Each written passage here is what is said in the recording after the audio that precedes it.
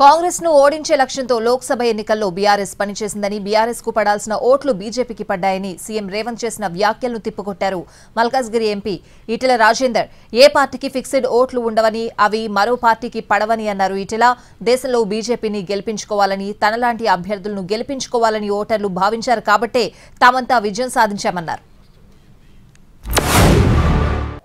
శాసనసభ ఎన్నికలలో 37.5% ఓట్లు వచ్చిన బీఆర్ఎస్ పార్లమెంట్ ఎన్నికలకు వచ్చేవరకల్లా 16% ఓట్లకు పడిపోయింది.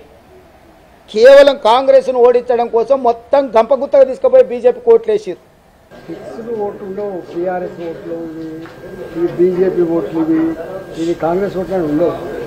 80% పైబడి ప్రజానీకం అంతా కూడా అప్పటి పరిస్థితిని బట్టి, అప్పటి అవసరాన్ని బట్టి, అప్పటి నాయకులను బట్టి, అప్పటి పార్టీ ఎజెండాని బట్టి ఓటేస్తారు తప్ప బీఆర్ఎస్ పార్టీకి 60% ఓట్లు ఇవన్నీ అవగాహన లేని మాట్లాడే మాటలు ఎవరు ఉండవు. భారతీయ జనతా పార్టీని దేశంలో గెలిపించాలనుకున్నారు. ప్రధానమంత్రి మోడీ గారిని మూడోసారి ప్రధానమంత్రి చూడాలనుకున్నారు.